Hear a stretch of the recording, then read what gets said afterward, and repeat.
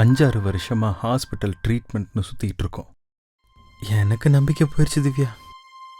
என் கூட இருந்து நீ உன் லைஃப்பை ஸ்பாயில் பண்ணிக்காத. நான் உனக்கு வேணாமே.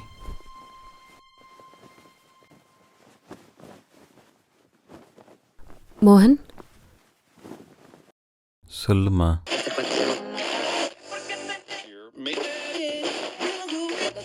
2 நாள் ஆச்சு.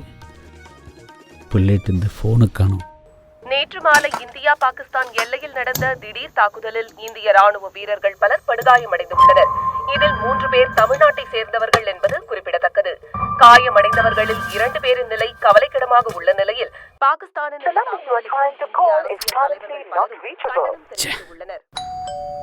தான் பிள்ளைய மிலிட்ரிக்கு அனுப்புகிற பெற்றவங்களோட பயம் என்ன தெரியுமா? என்னைக்காவது ஒரு நாள் அவங்க வீட்டு காலிங் பெல் அடிக்கும். கதவை திறந்து பார்த்தா தான் புள்ள யூனிஃபார்மோடு இருக்கானா இல்லை அவன் யூனிஃபார்ம் மட்டும் இருக்குமான்றது தான். ஸ்ரீதரு, ப்ரொடியூசராக இல்லை, உன் ஃப்ரெண்டாக சொல்கிறேன். 6 வருஷம் வெயிட் பண்ணிட்ட, இன்னும் கொஞ்ச நாள் ட்ரை பண்ணலாம்ல. சினிமாவை எவ்வளோ இழுத்து பிடிக்கணுமோ பிடிச்சிட்டேன் சார். இதுக்கு மேலே அந்த சினிமாவுக்கு அக்கறை இருந்ததுன்னா என்னை இழுத்து பிடிச்சி என்ன டைரக்டர் ஆகட்டும். ஊரில் கஷ்டப்படுற அம்மாவை இனிமேல் பட்டினி போட முடியாது சார். அதான் சொல்லிட்டு போகலான்னு. சரி. இங்கிலீஷில் ஏதோ லெட்டர் அனுப்பியிருக்காங்கடா, என்னன்னே தெரில, கொஞ்சம் படித்து சொல்ல.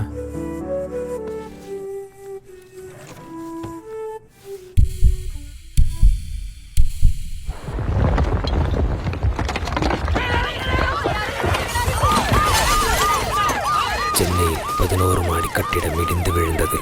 இவர்கள் உட்பட 64 பேர் பலி.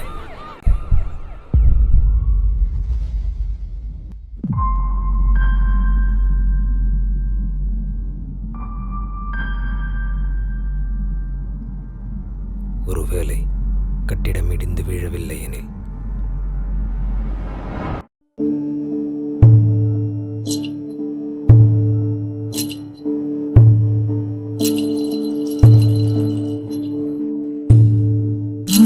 சர்ப்ரைஸ் பா. சாமி பா என்னாச்சுப்பா?